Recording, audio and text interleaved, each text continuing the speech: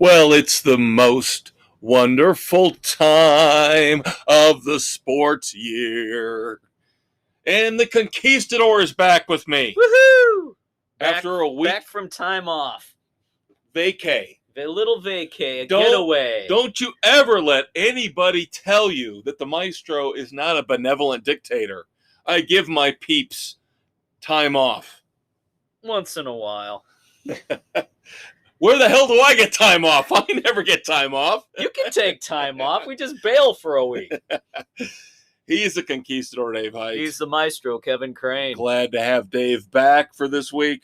Taping here on March the 15th, 2023. This will hit first thing Thursday morning, March the 16th.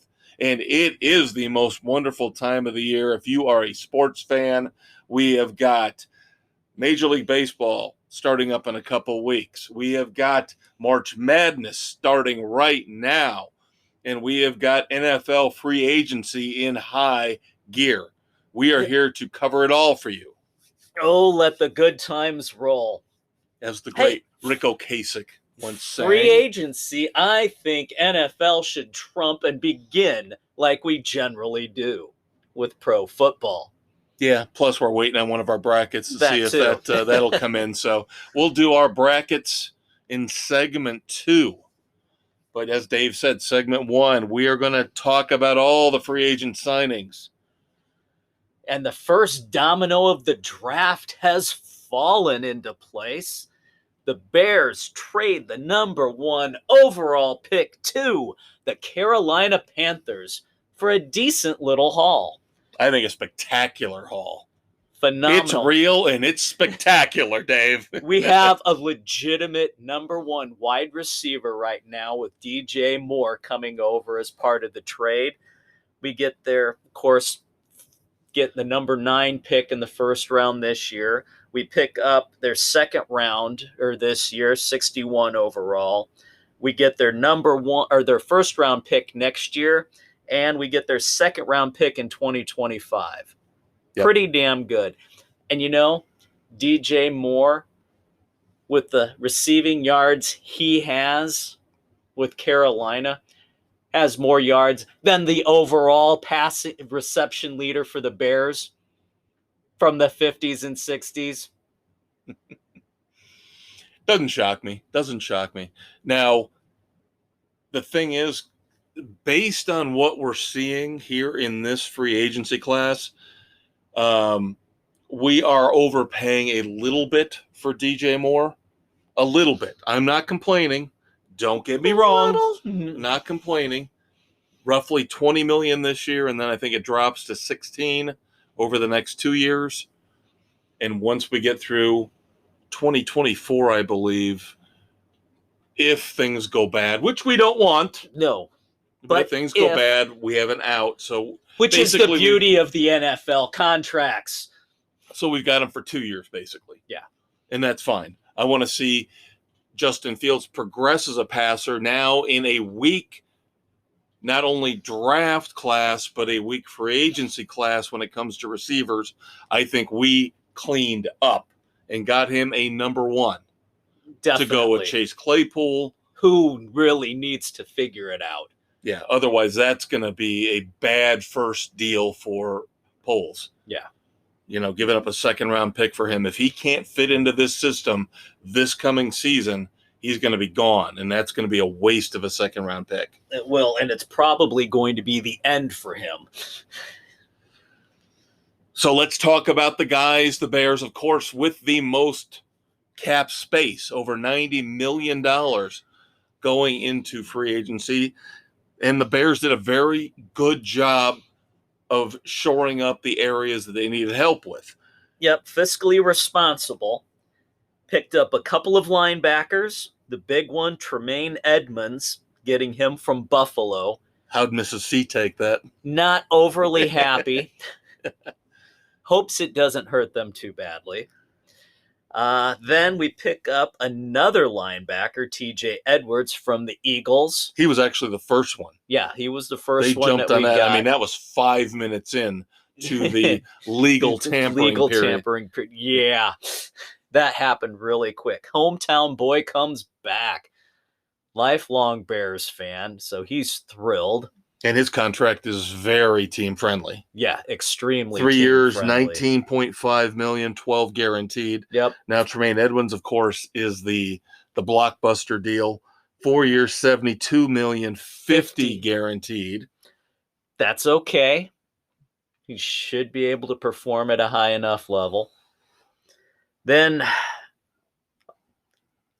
offensive line, we get a guard in Nate Davis from the Titans. Then we go back to the Titans and get their defensive end, DeMarcus Walker.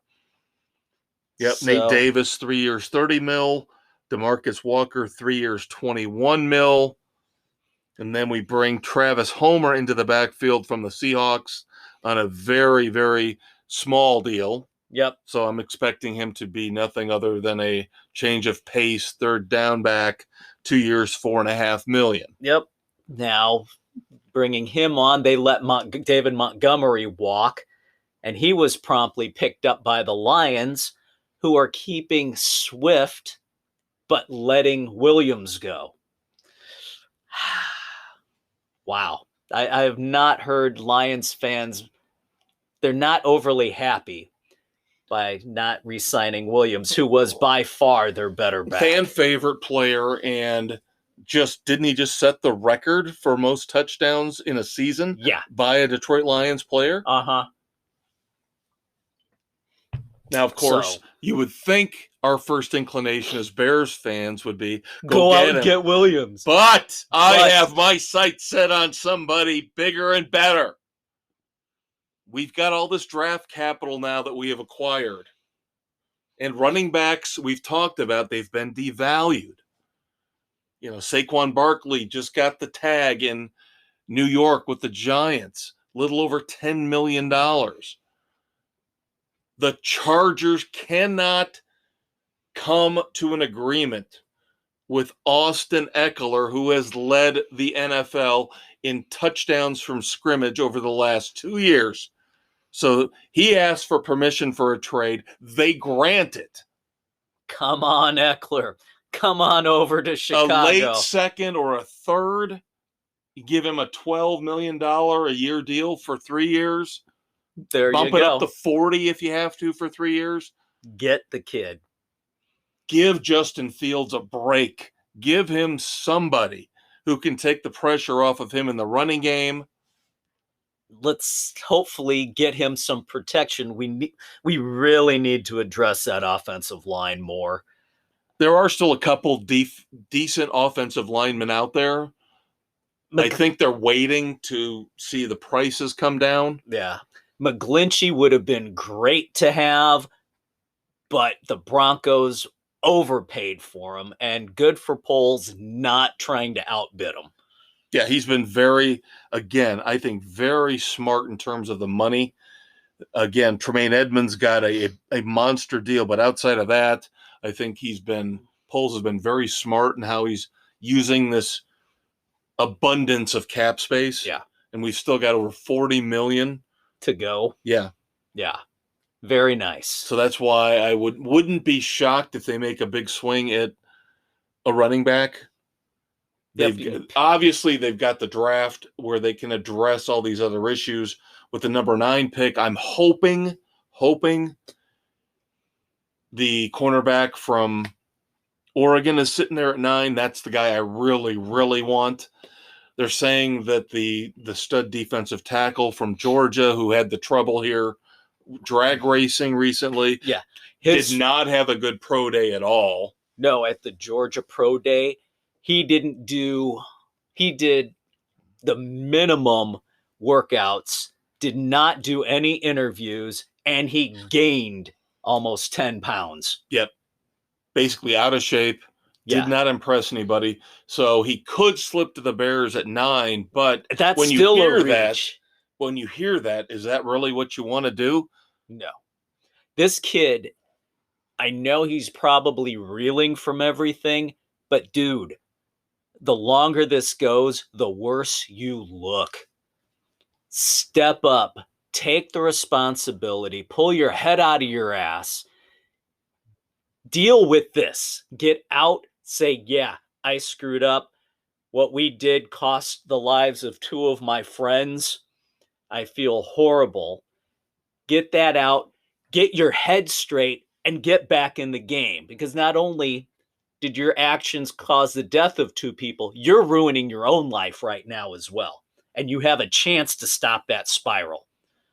So between now and the draft, you can get your act together, address everything, get back into shape, hold a personal pro day, knock it out of the park. Then you can still salvage something. Couldn't have said it better myself. Yeah, he is really destroying his chances. He really is.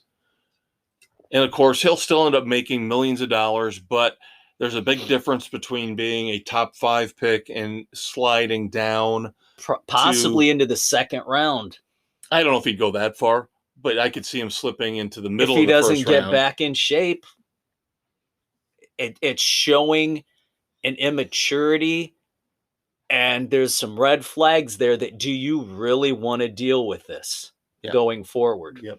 Now, we've seen that go both ways. We've seen that with a guy like Warren Sapp, and we've seen that with who was the kid that the Dolphins drafted? With the gas mask. Yeah.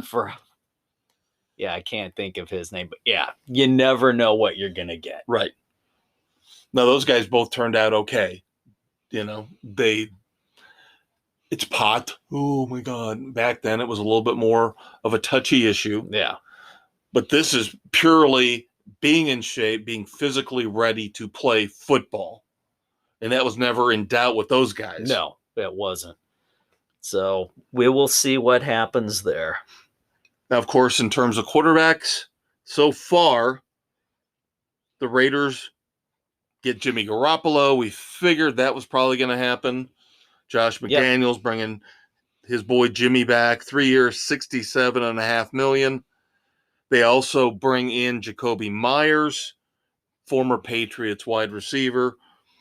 Now, this is where we're talking about that wide receiver market and how DJ Moore is up there at 20 and then drops to 16.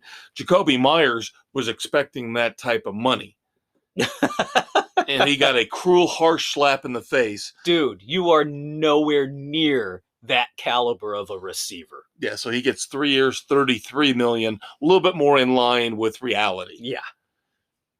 Another guy who gets 3 years and $33 million happens to be going to the Patriots would be one Juju Smith-Schuster. Underutilized in Kansas City. But now he got his payday, so to speak. Yep. Not breaking the bank like a Jamar Chase. No. But getting paid, but at a reasonable pace.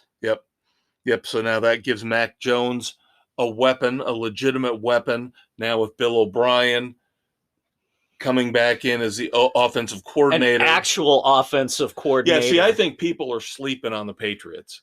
I think you better be very, very careful. I think the AFC East is turning into a monster. If Tua can stay healthy, and of course, a big if. We'll get to the Jets in a moment here. But if Tua stays healthy, you got Mike White now as your backup. That's pretty damn good backup. Yep, he gets 2 years. I believe $8 million guaranteed, could be up to 16 over the 2 years with incentives. I liked what little I saw of him before the Bills caved his ribs in. Yeah, no kidding. God. With the Jets. So, not a bad backup plan. Now, of course, your Dolphins also picked up Tua's fifth-year option. Yeah. I don't know. I'm mixed on that. I don't know that we can count on the kid. That's my big question. I think the problem is, though, you play that game, and then you end up like the Giants.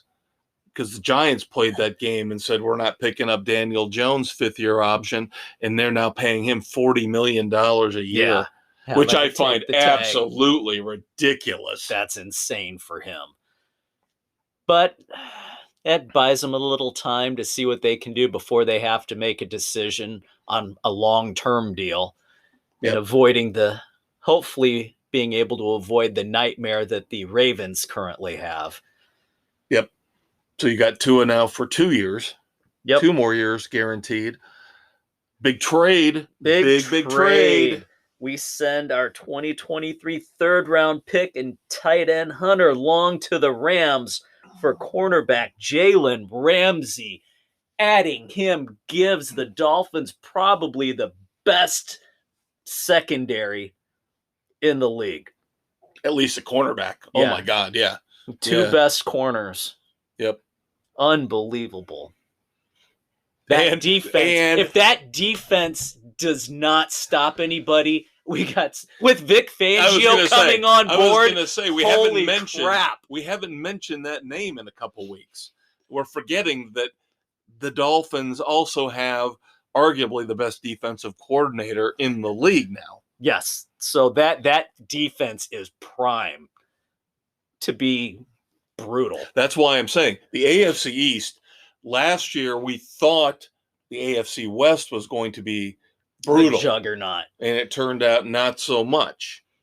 Chargers were still good. Kansas City was still good. Raiders disappointed. Broncos were a disaster. I think now we're looking at the AFC East. I really do. Dolphins are shored up really well. Patriots, they're always sneaky. You can never count them out. With Bill O'Brien, again, like you said, a legitimate offensive coordinator. Yeah. Now let's see what Mac Jones can do. Yeah. Now we'll see what Buffalo, with a change at defensive coordinator with Leslie Frazier taking time off, maybe that's the spark that team needs. And they did, even though the Bears got Tremaine Edmonds, they did bring back some of their guys. Poyer's back. Yeah. They're another team like the Bears, where they could make a big move at running back, and that could be a difference maker for them. If they could bring in a legitimate running back to take the pressure off of Josh Allen, so he doesn't have to run every damn time. Right. They're being very quiet right now. They're re-signing their guys. Yep. So. And then the Jets. If you have an AARP card in the NFL, you can sign with the Jets. I told Dave, I'm ashamed to admit it. But yes, I made sure I was home at 1:00 this afternoon, March the 15th, so I could listen to the Pat McAfee show. Because I had to hear what the lateral thinker had to say. And of course, most people are slurping it up. New York fans, oh my God, we're going to get Aaron Rodgers. Oh my God, we're so happy. We're ecstatic. Oh my God. Careful what you wish for, people. And as I told Dave, AJ Hawk, that poor guy seems lost. He gets Why to ask. Why does he even show up? He gets to ask, and they have Pac-Man Jones on this for some reason. Why? Did he make it rain? Was it in a strip? His first question, half an hour in, talking about the darkness retreat. Is that like lockup? Seriously, I am dead serious. Could not make a better joke. Going into solitary. Adam Pac-Man Jones, the first thing he asks Aaron Rodgers, not a joke. Oh my God. Is that darkness retreat anything like getting into lockup? Because I've been there. Have you been there, Aaron? I've been there.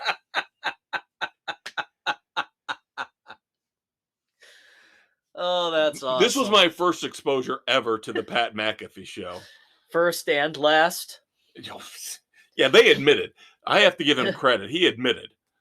When the show came on at 1, he said, yeah, we got a lot more people tuning in than we've ever had before. I think we're up to almost 500,000 tuning in for this.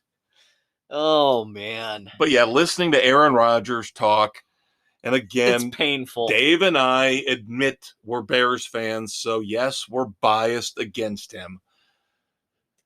And again, a lot of people took what he said positively, and because he said multiple times, I love Green Bay, I love the fans in Green Bay. He mentioned specific shop owners or restaurant owners.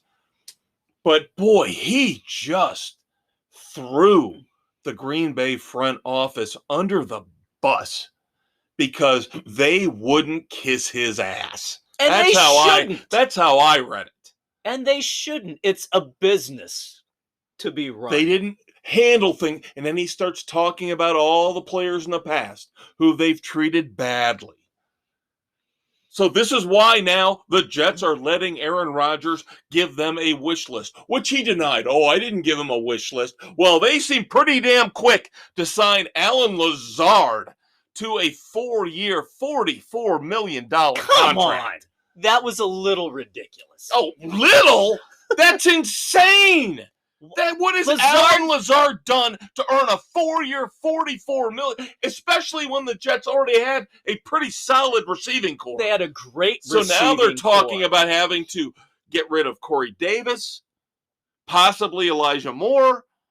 For an old has-been. Because Randall Cobb's got to be coming in too, and Mercedes Lewis. You just signed C.J. Uzomah from the Bengals, and now you got to bring in old beat-up Mercedes Lewis because do not bring up these washed-out has-beens. They are doing the NBA model, Dave. I was halfway expecting Aaron Rodgers to say, yeah, and next up, Kevin Durant and Kyrie Irving.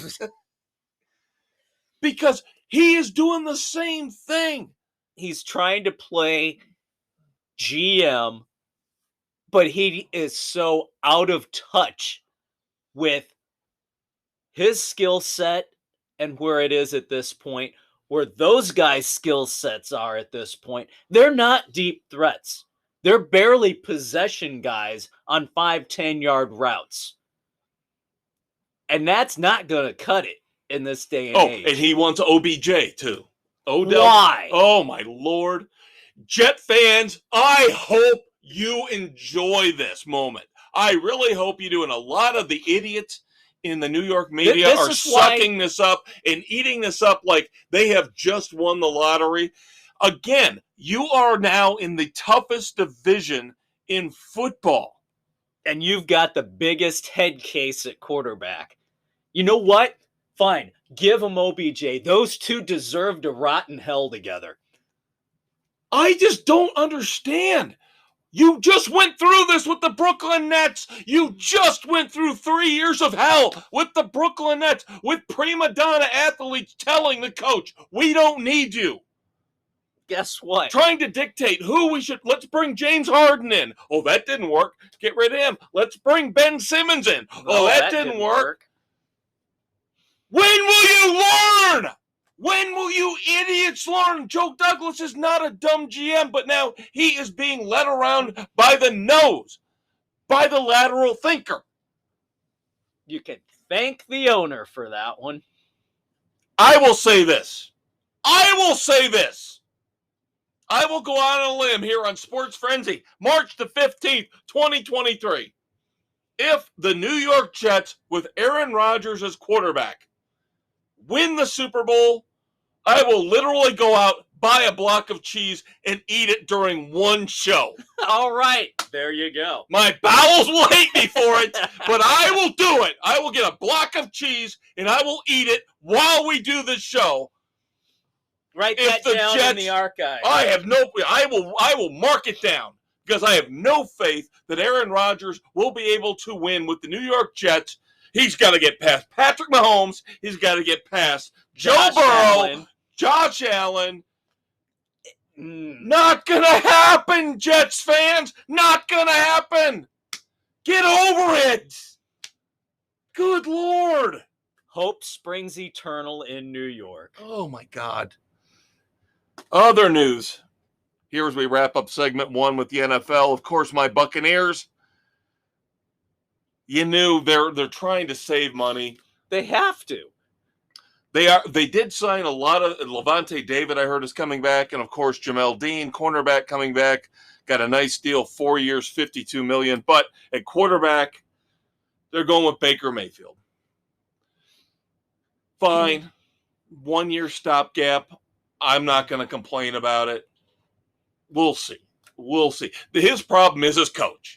Yeah. That was Tom Brady's problem last year. That is going to be Baker Mayfield's problem this year. And now he doesn't even have Byron Leftwich as an offensive coordinator. So that's going to be Baker Mayfield's problem. Yep, he's going to have to work with, God, who do they have as their offensive coordinator now? I can't even tell you. Don't even know. Now, of course, you have got your running backs coming back in Miami. Yep, they re-signed Jeff Wilson and Raheem Mostert. They also re-signed their linebacker Duke Riley, and then also added linebacker David Long from the Titans. Do the Titans have anybody left? The Titans are in fire sale mode right now. They are time really fire sale. Holy crap! Yep. More quarterback news. The 49ers, because you don't know how long it's going to take for Mr. Irrelevant Brock Purdy to come back from that elbow injury. They bring in Sam Darnold on a one-year deal. Oof. You figure it's probably going to be the last chance for Trey Lance. He'll get the starting nod. Darnold's going to be waiting in the wings until Purdy is ready to go. Darnold is now backup status. Kind of shocking backup status. The Falcons bring in Taylor Heineke from the Commanders, and they say, we are going to give Desmond Ridder a year as a starter. Taylor Heineke is going to be the backup. I give him credit for that, because good for him. A lot of the Carolina Panthers already throwing Matt Corral under the bus after 1 year. He got injured. Yes, he has an injury history. They're already saying we don't want him. They bring in Andy Dalton, and you know they're going to draft. They're going to draft a quarterback. Most likely C.J. Stroud, maybe Bryce Young. So Matt Corral doesn't even get a chance. No, hosed from right the off get-go. The bat. Yep. You mentioned David Montgomery. Colts, another team. Who the hell have they got? What are they doing? They trade Stephon Gilmore to the Cowboys. Cowboys just released Zeke Elliott in a cost-saving move. They had to get under the cap. So the Commanders let Taylor Heineke go. They bring in the man who somehow can always find a job. And I don't know why. Jacoby Brissett. Good Lord. Gets a 1-year deal with the Commanders, $8 million guaranteed. I believe it can go up to $10 million. Why? What has anybody ever seen in Jacoby Brissett? Now, they say Sam Howell's going to be their starter. So, like the Falcons, they are going to give the young guy a shot. We'll see. Now, this one intrigued me. The Giants trade a third-round pick to the Raiders for Darren Waller. Here's my thing. If Darren Waller could actually stay healthy and stay on the field and play most of the games, this is a steal. But he has not been able to the last 2 years. No, what? He's maybe played half a season? Maybe. Unbelievably talented. Yes, he has a history of substance abuse, but it looks like he's gotten over all that. But the problem is he can't stay healthy. Maybe a change of scenery, a different training staff. And it seems to me a lot of these teams are looking at 2 tight ends. A lot of teams are looking at, we need 2 quality tight ends, blocking tight end, and receiving tight end. You know, wouldn't it be nice to have a tight end who could block and receive? Gee, there's a novel concept, isn't it? And, of course, locally here, the number 1 prospect for tight ends, who's supposed to go probably mid-first round out of Notre Dame, is Michael Mayer. Yep. Who has the capability to block and obviously receive. Yes. And at some point in time, Travis Kelce is going to stop playing. Yeah. So there will have to be somebody to step up and take his place as the top tight end in the league. All right, segment 2. Brackets are coming! Frenzy madness! Dave and I will be right back, kids. Hello, friends. Are you tired of the boring sports analysis you get from the major outlets? If so, join the Maestro and the Conquistador for a riveting discussion of all sports topics on Sports Frenzy 2.0. Available on Spotify, Google, Apple, and wherever podcasts are available.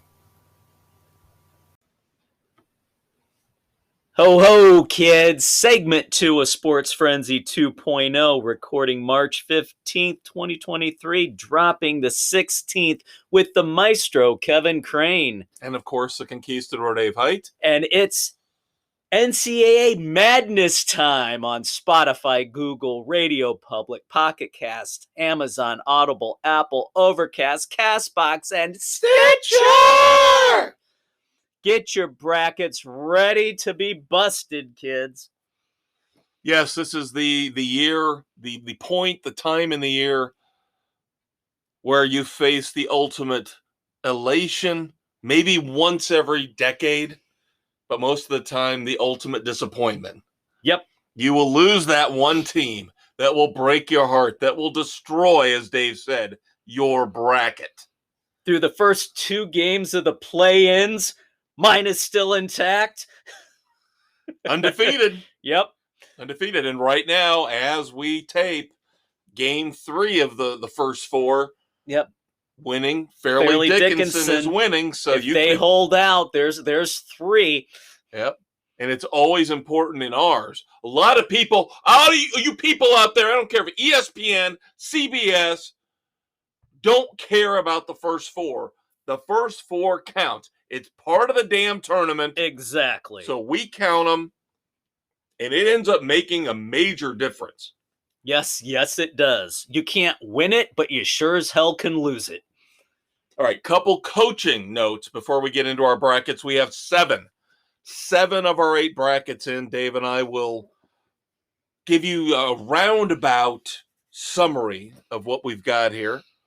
But first and foremost, let's talk about Jim Boeheim is finally done in Syracuse. He's still alive? What an asshat. He is one of the biggest douches in coaching across any sport. I mean, we go from Aaron Rodgers in the NFL segment to Jim Boeheim. And again, these guys are just so self-centered. The world revolves around them. The fact that he couldn't even give a straight retirement announcement. Oh, he was pushed out. Yeah. When they asked him, "Are you retiring after the last game?" Well, you'll have to ask Syracuse about that. I don't know. Dude, grow up. So finally, after 47 years, Jim Boeheim is out as Syracuse head coach. And you look back and you kind of go, okay, he had a lot of success, but he had a lot of issues. He only won one title. He only won one title. So again, very comparable to one Aaron Rodgers in a lot of ways. Thinks he's much, much more important, much better. And bitter towards his organization. Yep. Now, a guy who I feel bad for because I know he was a former assistant coach for the Orlando Magic. He tried his best at his alma mater. Patrick Ewing out at Georgetown after 6 abysmal years. That program has fallen something awful. And they're not the only ones. No. I mean, Louisville is a disaster right now. In flames. So he's not the only one. And I hope he lands on his feet. He should be, again, hireable in the NBA ranks as an assistant coach. Yeah. Now, we talked about Chris Beard a few months back. The domestic violence issue led to him being booted out at Texas. Now they've survived, arguably thrived. And we've seen this kind of thing before. Steve Fisher, years ago with Michigan, where a coach retires, leaves, not the same circumstances, but you see the assistant coach step up and take over, and the team thrives. And that seems to be what Texas is doing right now. That Chris Beard is out. Yep. But he's landed on his feet. Yep. Mississippi says, we'll take you. And again, Dave and I debate this all the time because it seems like a third of the stuff we talk about here is crime-related, bad behavior. We've been going through this for 30 years on Sports Frenzy. Yep, if it's sports-related, everybody's going to get a second, third, fourth, fifth, 10th chance. And again, charges were not filed. Charges were not filed. His girlfriend?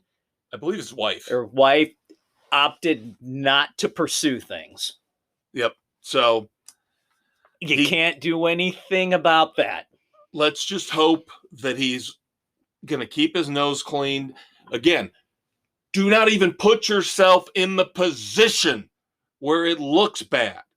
Do not even put yourself in the position where you could be accused of impropriety. Walk away without a gun. Ja Morant, walk away. Yeah. Without punching somebody or throwing a bottle. Or calling a friend to bring your gun to a situation. Or hitting your spouse or whatever the case may be. Walk away. As Humongous said. Keep your damn hands to yourself. As Humongous said to Mad Max in The Road Warrior. Walk away. Walk away. One of the greatest damn movies of all time. Now, of course, we know Notre Dame. Mike Bray is left. He is gone. And now we're getting the fallout. In that guard J.J. Starling is transferring to Syracuse. So he said, this asshat's gone, that asshat's gone, so maybe... I'm going to... Who knows who's going to take over at Syracuse? No, they've got their guy in place. Notre Dame's the one. They don't know who you're going to get. You don't know who Notre Dame's When are they going to talk to Martin Inglesby? Give him a chance to play at his alma mater, or coach at his alma mater. Coming from Delaware, where Bray was, he was an assistant coach under Bray. It has all the earmarkings of staying in-house. And Notre Dame loves to do that. We just saw it with the football program with Marcus Freeman. Then, of course, as we get to our brackets, my beloved Miami Hurricanes stumbled a little bit towards the end. Finished the season 16th in the AP poll, 25-7, and they are playing as a 5 seed, number 12 seed Drake. Hate the Drake! Hate the Drake! For all you Seinfeld fans out there. There you go. All right, time for Dave and I to delve into the 7 brackets we have. Aaron, the Big Easy, is the one we are lacking. You have until tomorrow morning at 10 by our deadline, so he is not in penalty mode. No, we are anticipating that he is waiting until after the final play-in game to see what Arizona State does before completing his bracket. Yep, nothing wrong with that. Nothing wrong with that. So let's look and see, again, broad overview. You just want to hit the Final Fours? Yep, Nick first. We got Nick here. Nick has a lot of faith in the Purdue Boilermakers. A lot of faith. Now, granted, Purdue is the number 1 seed, but from what I've read, from what I've seen, how I feel, they're the weakest. They're the weakest number 1 seed by far. Yes. I don't have them going very far in the tournament. He's got them winning the whole thing against, in the title game, defending champion Kansas. Yep, so he's got Purdue, Kansas, Alabama, and Xavier as his Final Four. All right, Doug, who is already in an 0-2 hole with his first 4 picks. He's going Alabama and Purdue. Again, a lot of faith in Purdue. Yep. And then Houston and UConn. Alabama, UConn in the final game. UConn winning the whole thing. Now, from what I've seen, UConn is one of these boomer bust picks this year. Yes. They are either going to win one game, they're going maybe 2 and out, or they're going to run the whole table. Yeah, they've got a lot of talent on that team. It's just, can they put it together for a sustained run? All right, now moving on to the elder statesman, Sam. Final four: Alabama, Purdue, and Houston, UCLA. He's got Alabama, Houston in the final, with Houston taking it all. Again, boy, more faith in Purdue. Now watch. Purdue's going to end up blowing through this entire bracket because I have not got them going that far in mine. All right, Mrs. C. You never know what you're going to get from Mrs. C's picks. Well, Notre Dame's not in it this year. That's true. Her final four: Maryland and Memphis, Iowa, Arkansas. The finals: Maryland versus Iowa, with Iowa taking it all. I will say this. I could live with Memphis and Arkansas, but the fact that she's got Maryland and Iowa going, I don't see that. I don't see that. Memphis and Arkansas, I could see. They have the potential. Right. But, yeah. All right. It's a good thing Mrs. C has gotten her act together in NASCAR and a couple of other competitions. The football picks are improving. Yes. God bless her heart. She's got a big heart. Yep. All right. The Big Blue W. Bama, Tennessee, and Houston, UCLA is final. Bama and Houston, with Houston winning it all. His heart is doing him in. I'm telling you this right now. Because who has he got on this one side of the bracket, Dave? Tennessee. And who? Bama. Who are the two teams that he has a connection to? Bama and Tennessee. He is suckered in on Tennessee. He has been suckered. This will be his downfall. I predict this. That's a sucker punch. Tennessee will take him down. He's out. He's out. He's out, Jerry. I think he's out. All right. We saved the best two for last, of course. That's right. My final four: Alabama, Kansas State, Texas, UConn. My final: Alabama, UConn, with UConn winning it all. I felt so much better before I found out Doug's pick. No, UConn is a popular pick, very popular pick, especially because it's very hard to repeat. And when we get to breaking down the brackets here in a minute overall, we'll talk about how difficult the East and the West are and how the South and the Midwest are cakewalks. The only thing I don't agree with you on is Kansas State. I just that's the one I don't like on your bracket. Otherwise, I can see everything else you've got. It's one of those that you never know what's going to happen.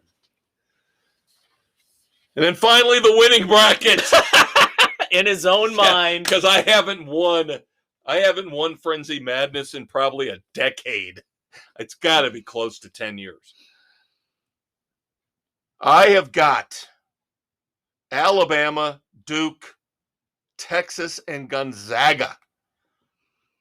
Final game, Alabama and Texas. Yes, not football, basketball. With Alabama winning because, of course, I am a negative, Nancy. The evil, the terrible scandal revolving around Alabama will do nothing but let them win the whole damn thing. Because that's how the world works, kids. You supply a gun to a murderer and you win the national title and end up being a top 5 NBA lottery pick. That's how it works. Because the gun culture in the NBA, it doesn't matter. Now, with the Texas pick, again, I kind of like the momentum they've got. They got Chris Beard out of there. They've been playing very well with the new head coach, the replacement head coach. And again, if we look at the bracket as a whole, the Midwest and the South are just so easy to me. They are the weaker of the brackets. Alabama, there is no excuse for Alabama to not be in the Final Four. No excuse. No, none at all. I know Arizona won the Pac-12 title. But again, I've got them going to the South Final with Alabama because who else am I taking? Baylor. I'm sorry, Baylor's weak this year.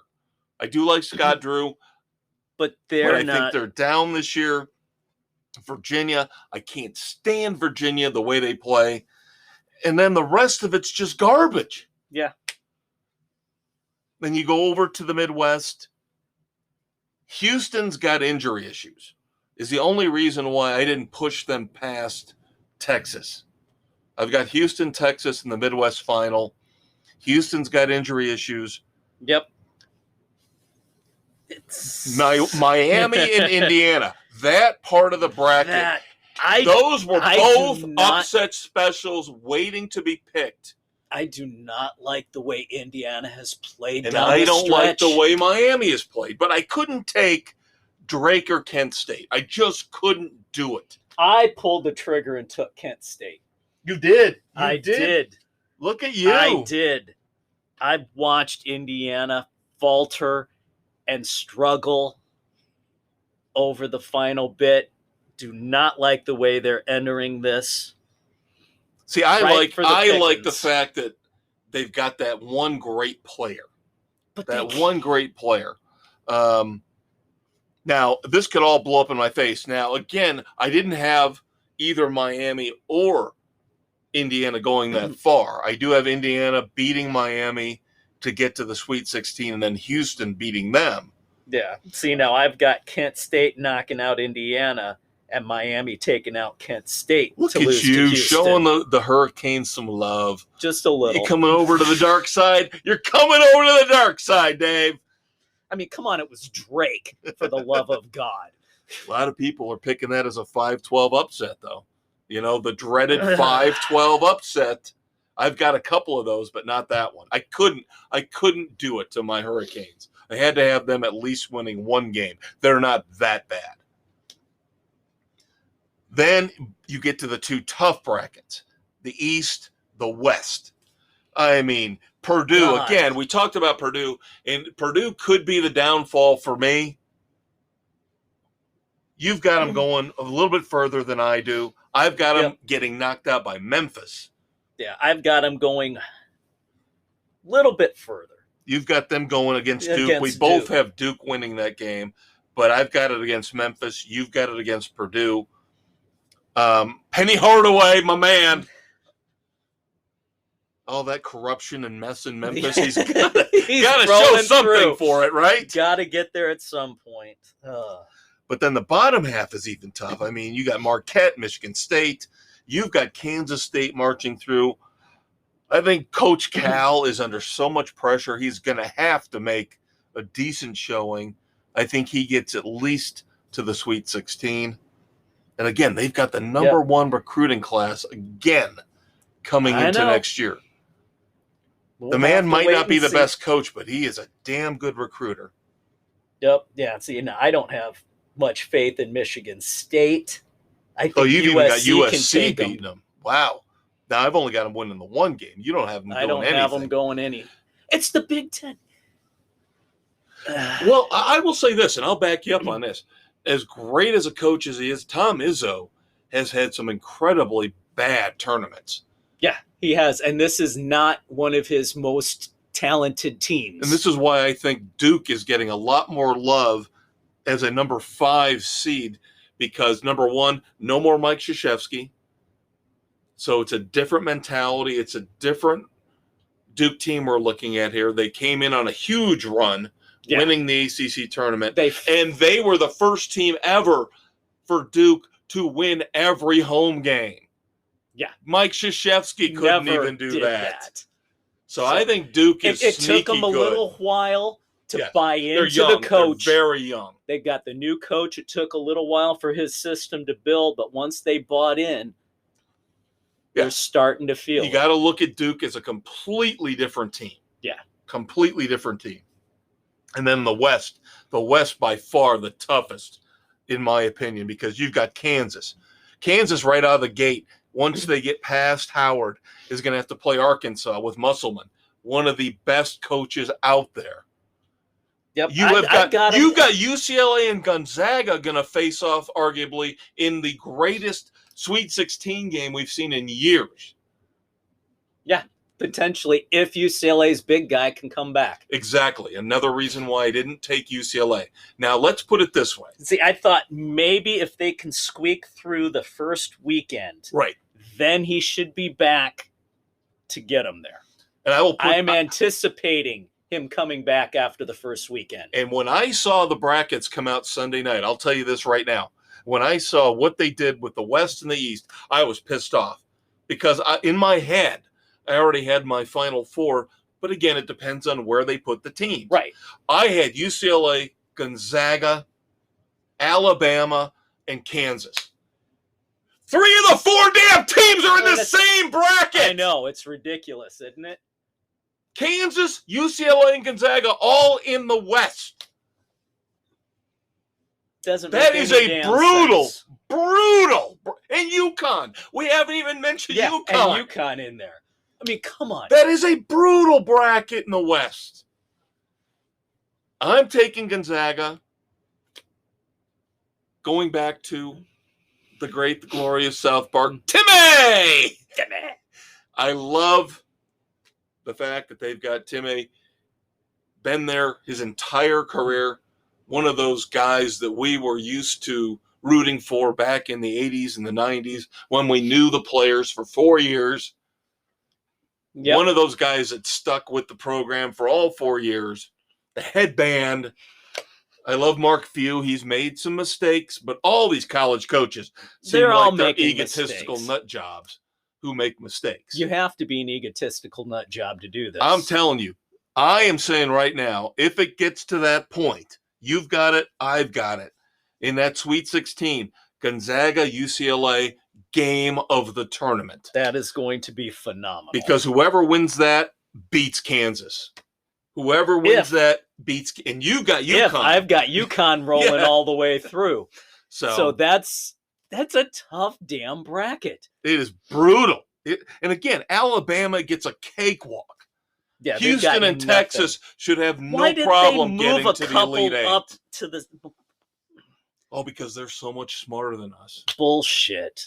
They're trying to give Bama their first title in basketball. That's what they're trying to do. They're manipulating the tournament. Yes, conspiracy frenzy rears its head. All right, fun stuff. Great to talk about the brackets. Of course, we got one left. And of course, next week here on our podcast, we will give you our scoring update among our 8 expert panelists as to who is in the lead when it comes to Frenzy Madness. Under 5 minutes to go. Fairleigh Dickinson 71, Texas Southern 53. So you're looking at 3-0 right out of the gate. 3-0. I'll barring be 2-1. A monumental meltdown. All right, so if you get Nevada tonight, that'll put you at 4-0. That's a great start for you. Good thing it's not NASCAR. Fuck you. Speaking of which, speaking of which, we'll start off here with NASCAR, talk a little bit about the news. Phoenix, Kyle Larson dominated the weekend in practice, dominated qualifying, got the pole. But just like the week before, a late race caution and pit stops set up William Byron, and he goes back to back. Yep. God, and this time it wasn't necessarily Larson. Well, it's Harvick. Harvick got hosed by this late caution. Right. Larson was up there, but Harvick was the one that would have won the damn race. Hands down. Yeah. And it would have put him in elite company with about 4 or 5 other classic drivers who had double-digit wins at one track. Yep. Harvick's got 9 at Phoenix, would have been 10. He's got 1 shot left at the end of the season. Yep. So that's all right. Earnhardt's got 9 wins at Atlanta, the old configuration, and 9 wins at Darlington. But he has 10 at He's got Dega? 10 at Dega. Yeah. Yeah. So congrats to William Byron. I mean, Hendricks is running through the field right now, but Dave has something for you. But wait, you may have heard that their hood louvers, the vent louvers, were confiscated during practice. It's come down last week. Before the race, before everything hit, all 4 Cup Series teams, along with the 31 team of K-League Racing, level 2 penalties. Each crew chief fined $100,000 and suspended for 4 races. Each team penalized 100 owner points. Each team 100 driver points and 10 playoff points, except for the number 9 team, because Chase Elliott's out injured and there's a substitute driver in there. So that doesn't matter because he's in the Xfinity Series. So if Chase comes back, gets some playoff points, he doesn't lose anything. But he's going to have to get the waiver anyway. He's got to get the waiver. They've applied for it. It sounds like they're going to give it to him. They'll probably give it to him. Because precedent. Yeah. Tony Stewart, precedent. Yeah. So. Yeah, and that's big news that Dave just found out right before we came on the air to record the podcast. Yeah. So huge news. Now, news that he didn't know about that I got involving Denny Hamlin. Denny, keep your damn mouth shut, you moron.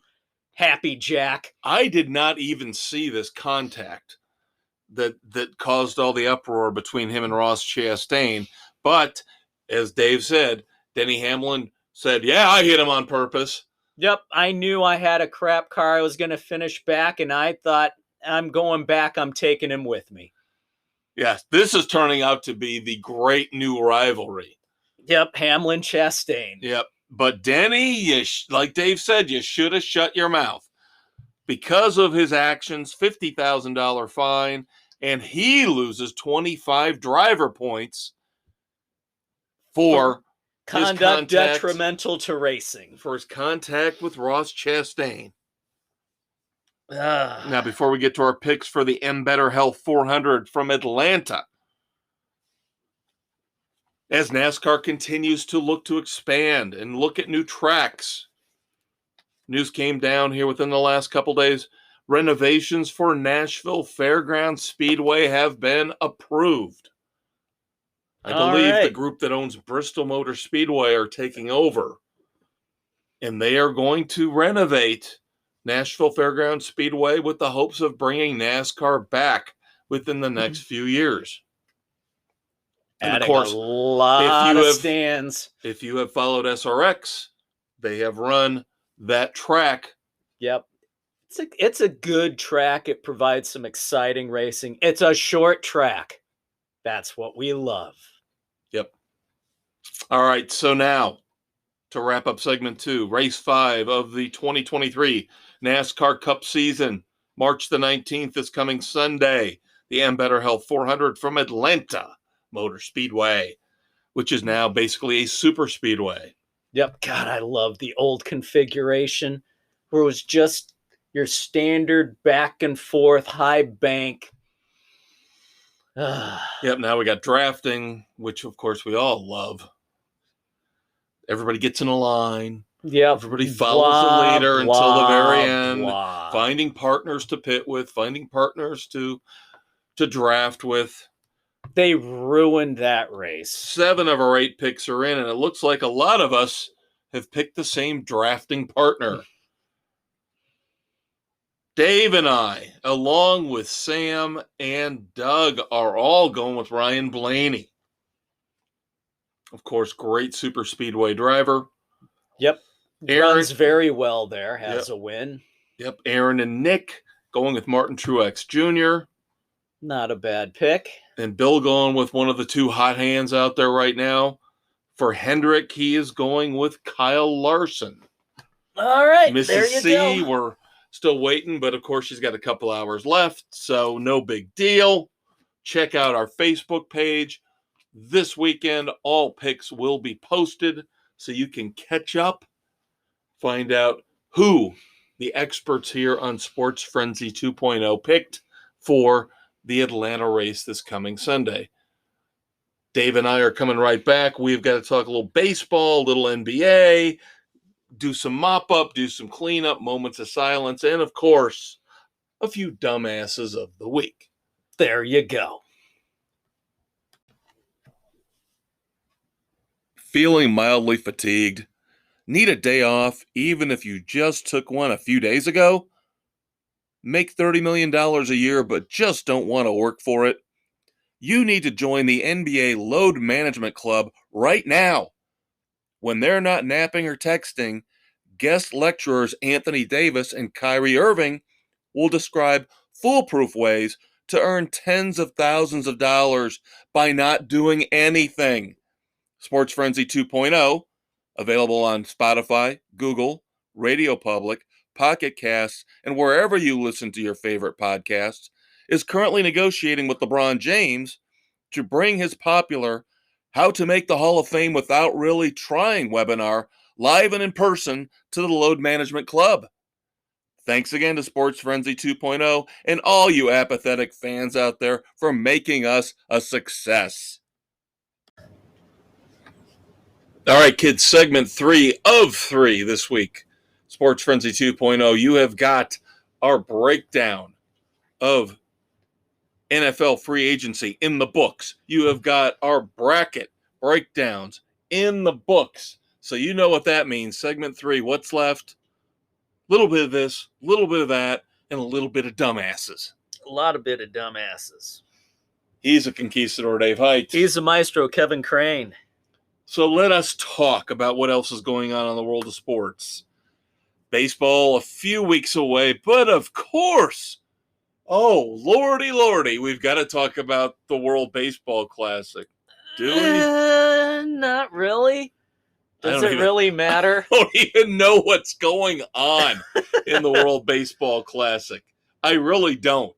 I know they played some of the games in the Diamondback Stadium. That's all I know.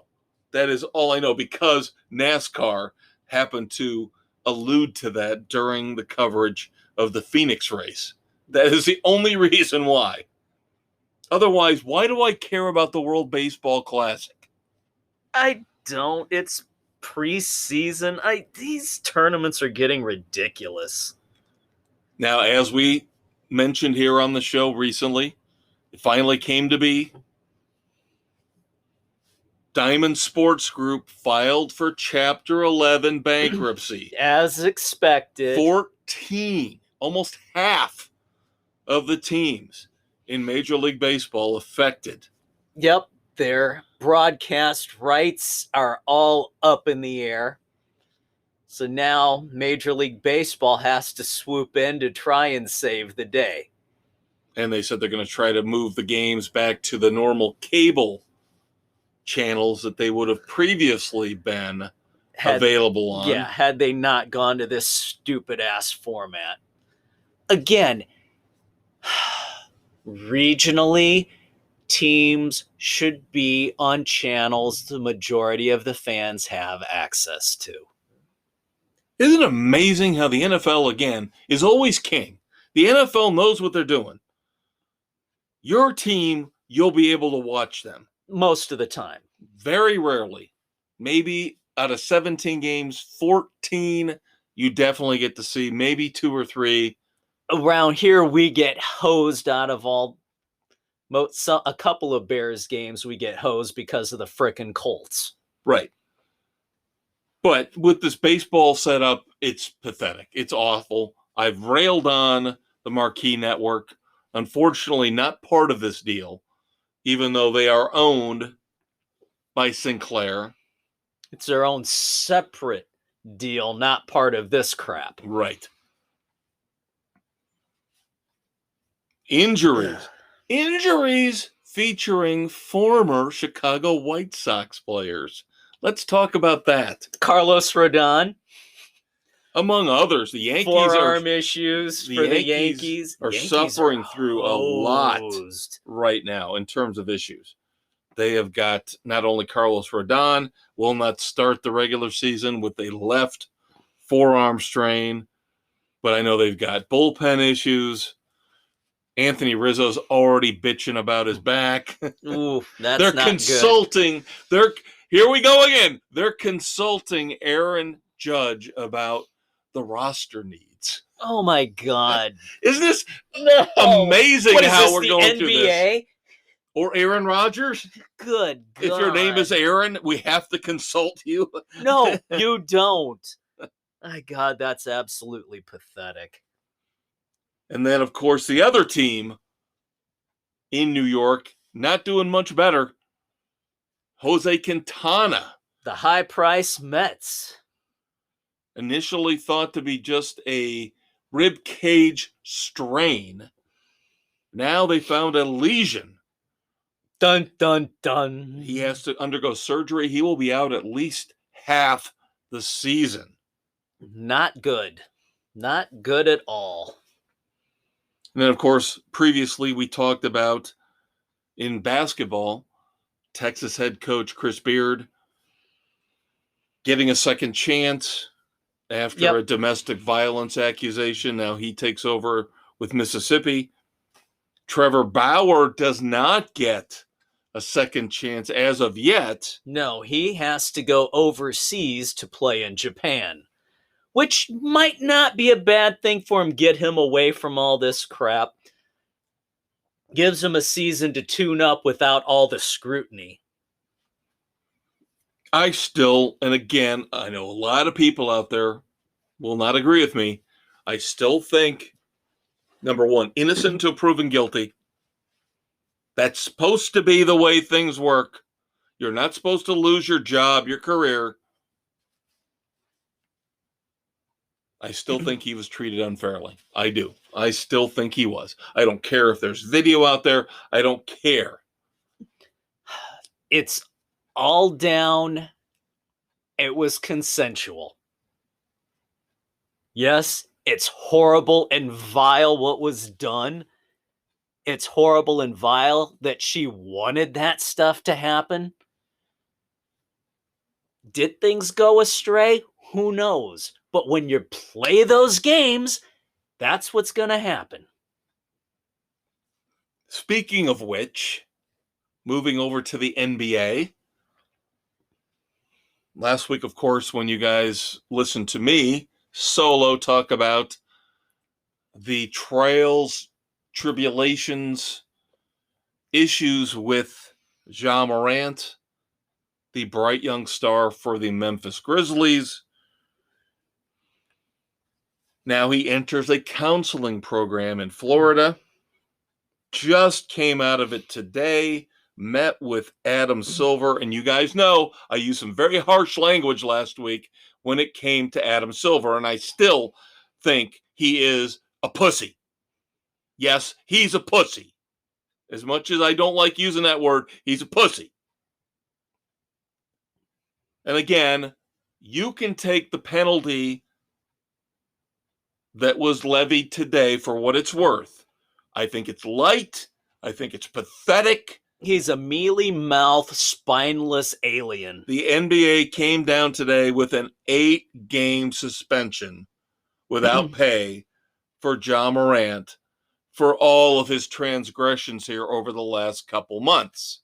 I don't agree with it. I don't like it. I think Adam Silver has no spine, no backbone. He is letting the players walk all over him. At some point, there has to be accountability for actions.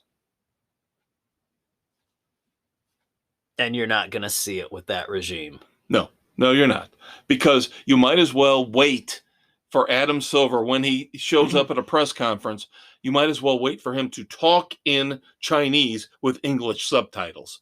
Because that's who he's beholden to. Yep, pretty much. You can lambast Live Golf being financed by the Saudis, but the NBA is being financed by China. Yep, and that is why we deal with this, with the NBA. That is why it's all swept under the rug, swept under the carpet, is because Dave and I sit here month after month, year after year probably now, and say, how is this ESPN TV deal working out? How are they making money? How are they renewing the deal for even more when we thought the first deal was ridiculous and it was going to cause the rights to collapse? And it's now, because of China. Yep, they're flooding the money in, trying to buy up the league. It doesn't matter here in America who watches, how many people watch. If Dave and I watch, if you watch, all that matters is who's watching overseas. Yep, who's giving the money? Hell, Kevin Durant. Again, we talked about Aaron Rodgers in the NFL segment and talked about how there's an interesting parallel here with the Jets letting Aaron Rodgers run the ship, so to speak, and what we saw with the Brooklyn Nets. So now Kevin Durant and Kyrie Irving got what they wanted. And guess what? Their teams are underperforming. Shocking. Gee, are the teams seem to have taken steps backwards since their arrivals. Amazing, isn't it? And of course, Kevin Durant somehow in a layup drill tweaks his ankle, out 3 weeks minimum. Maybe they'll get better again. What was that David Bowie song, China Doll? Yeah. I mean, Kevin Durant will go down as a Hall of Famer, but boy. God, he doesn't feel like it, though. I know, he doesn't. He really doesn't. He almost feels like LeBron James Jr. in the sense of being a mercenary. But I will even say LeBron James accomplished more. Yeah. Oh, yeah. Than Kevin Durant did. Because if you take away the run with Golden State, what has Kevin Durant done? Won finals with the Oklahoma City Thunder? Yeah. And really, how much did he contribute on those Warriors teams? As much as I don't like LeBron James, he's got 4 rings. And he's worked his ass off to get them. He's still a mercenary. He's still a baby, but I give him more credit than I do Kevin Durant. Now, we mentioned Ja Morant, of course. Following up on that, the video where he was shown flashing a gun in the nightclub on Instagram, shockingly, no charges. Once again, great country we live in. And speaking of guns, in this case, former NBA stars, local NBA star, somebody who came from around this area where Dave and I record our podcast every week. Yep. Shawn Kemp winds up firing his gun in self-defense during an attempted, robbery? All I know is it was considered a drive-by in Washington State. The initial reports were that he was going to be arrested and charged with instigating, but then, as you mentioned, more details came out. So Shawn Kemp, choir boy that he is, anything but gets off this time.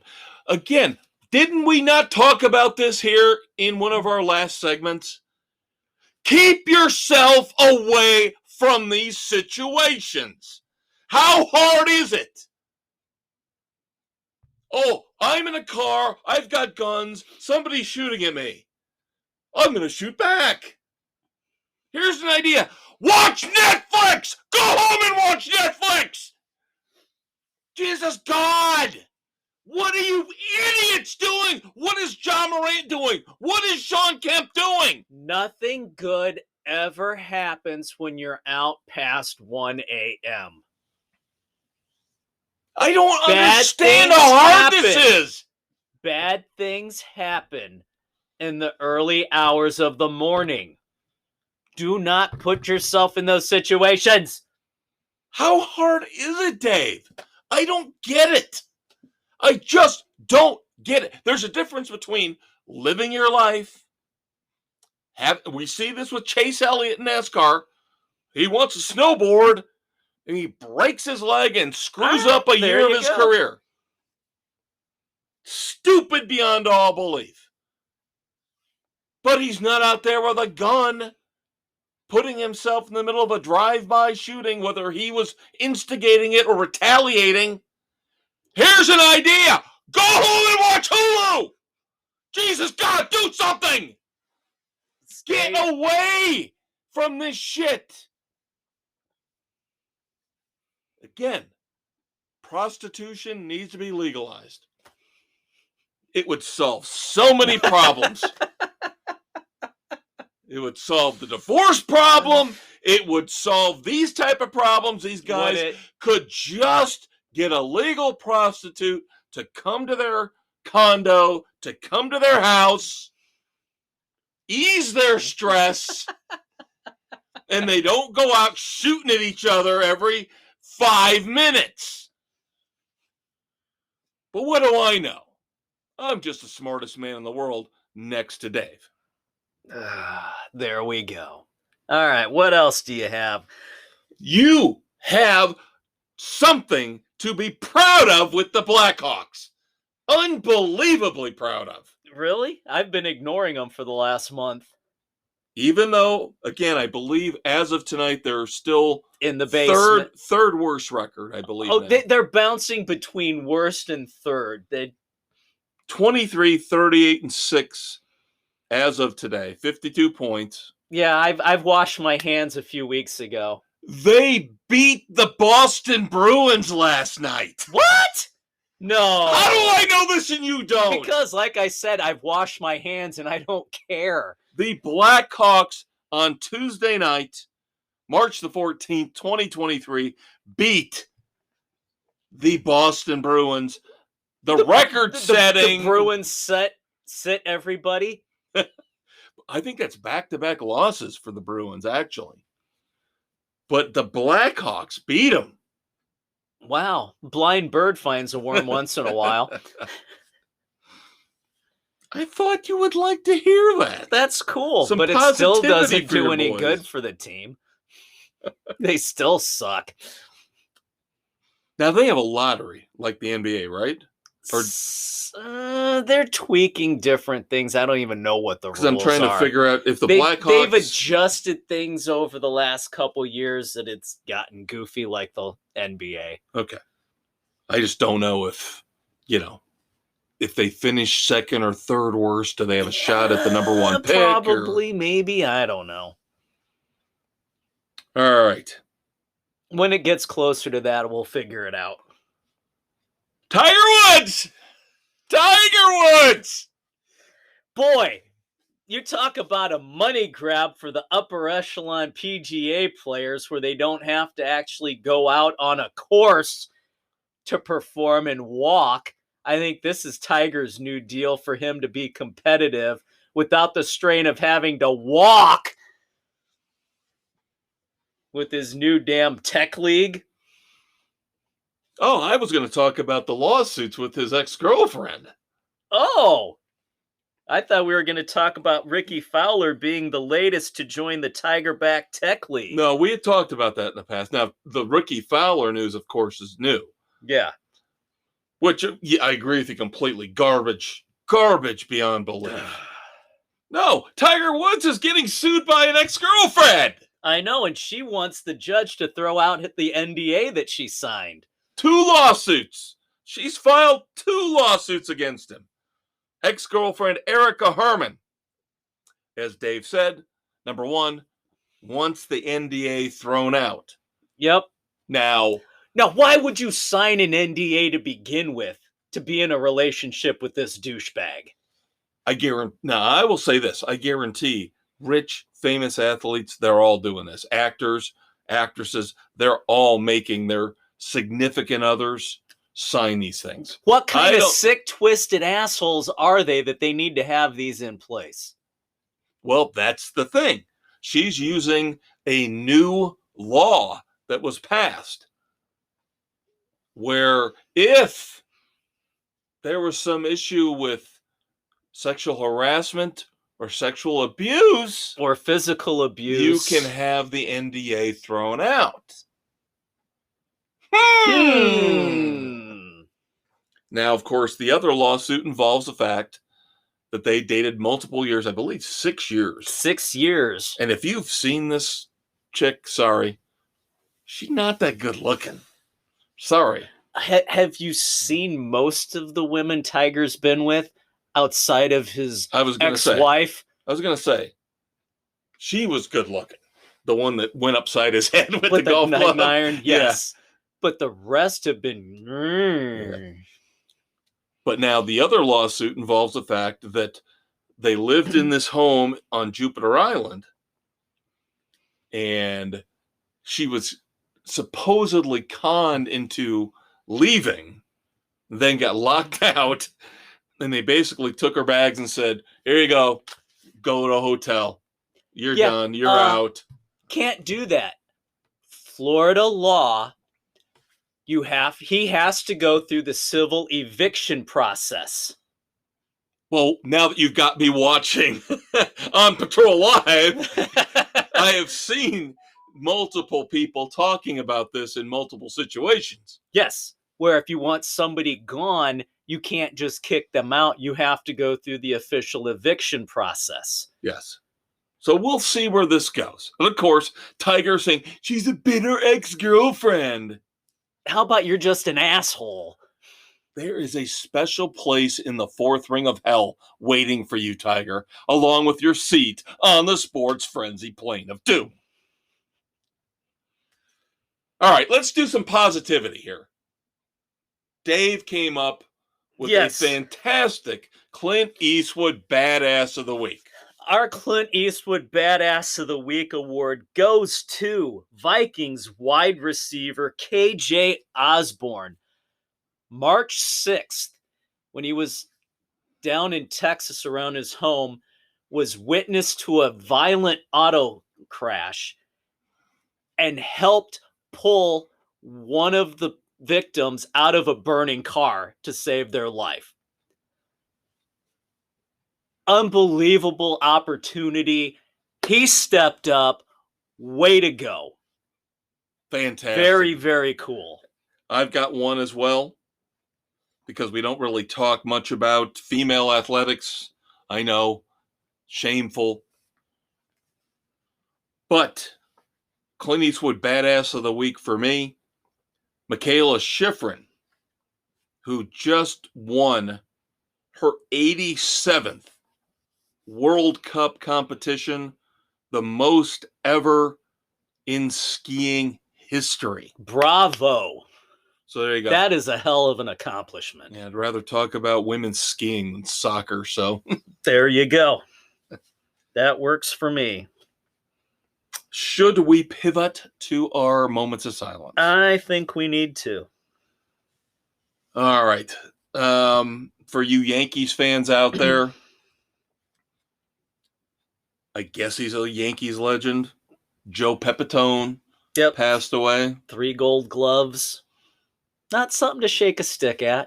For other teams, he would be a notable legend. Yeah. For the Yankees, a minor. Yeah, that's how I look at it. Yeah. Sorry. Not trying to diminish Joe Pepitone. Not at all. Great, underrated, undervalued head coach for our division rival, the Minnesota Vikings, Bud Grant. Tough man. Tough man. I remember, what was it recently? When they were outside playing a game, sub-freezing weather, he comes out in short sleeves. Yep. That man was a tough son of a bitch. He was. Led them to 4 Super Bowl appearances. Yep. And that's why, despite the fact that they are division rivals with our beloved Chicago Bears, I have all due respect for Bud Grant and Fran Tarkington from that era. Yeah. Those guys. Absolutely. I have more respect for them than I do the Packers. I do. Sorry, Packers fans. That is what it is. You can't find a bigger badass on a Packers team in terms of coaching than Bud Grant.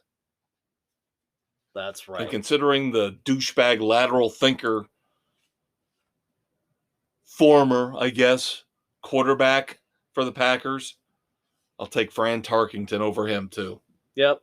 So we'll do a little bit here with women's sports. Gold medal Olympic winning diver Pat McCormick, she has passed away. She won diving events in the 52 Helsinki Games and the 56 Melbourne Games. Sticking with Olympic events, Dick Fosbury passed away. Now, you might go, who is it? Dick Fosbury? And I didn't know what the Fosbury flop was. I had to look it up, do some research, but Dick Fosbury was the first one in the high jump to turn, jump over the obstacle, the bar, looking straight up with his back curling over, which has now become the standard maneuver in the high jump. Yes. So if you don't know him, I don't blame you. I didn't either until I did research, but once I saw the picture, there are statues for him at his old alma mater. Yep. I believe Oregon State, I believe. Yeah. Yeah, that's a revolutionary move in sports. I've had a couple girls say I have a revolutionary move. They did a revolution Stop to get short. away. Stop short. I stole it from Frank Costanza. Stop short. My second Seinfeld reference of the day. And then finally, great, legendary wide receiver for the Kansas City Chiefs, Otis Taylor. All right. I don't know if I've got enough for dumbass or not. Probably not. But I do have a few. That's okay. I do have a few. Lead away. So let us go into our Red Foreman dumbasses of the week. And, of course, one of our typical, normal, usual suspects rears his ugly Angelo Davis afro head. And that would be one Colin Kaepernick. Colin Kaepernick has come out and said, it's so disgusting. His upbringing with his adoptive white parents, who I remember when he was quarterback for the 49ers, had nothing but praise and respect for them. Now he comes out and says, how the tables have turned. And now he comes out and says, my upbringing with those adoptive white parents was problematic and borderline racist because they didn't like it when I put cornrows in my hair. They said you look like a thug. You know what? They were right! You look like an idiot! You are an idiot! And you have a seat on the sports frenzy plane of doom. Dumbass. All the things those people did for him. And all the praise he heaped upon them, and now... whatever. Idiot. How about the arrogance, since we're in March Madness season, how about the arrogance of the North Carolina Tar Heels basketball program, the men's program? The only team ever to be ranked number one preseason and not make the tournament. So how do you respond to that? 20-13 record, not abysmal, just not quite good enough to make it to the big dance. That's right. What do? You say, screw the NIT, we're not going. Sore losers. Absolutely pathetic, entitled, sore losers. And, if I may say so, dumbasses. You're going to love this. You're going to love this one, kids. I caught this one. USA Today.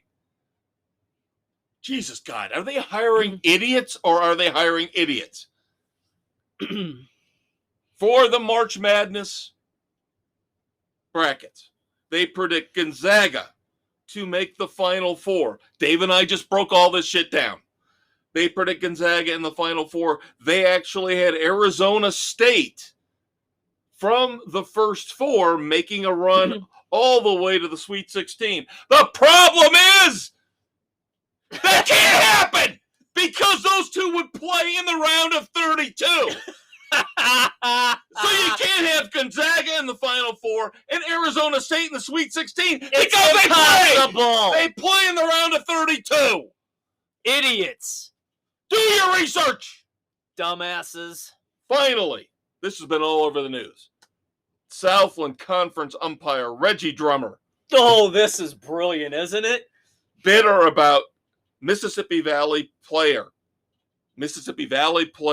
Davon Mims complaining about strike 2 call, which was out of the strike zone. It wasn't even close.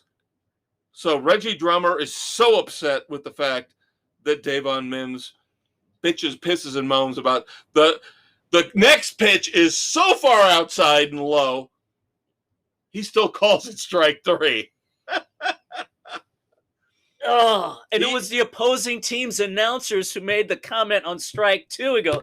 They even said, wow, he called that a strike? That was outside. That wasn't close. He has been suspended because he is a dumbass. Complete dumbass. There needs to be integrity in the game. Later, kids.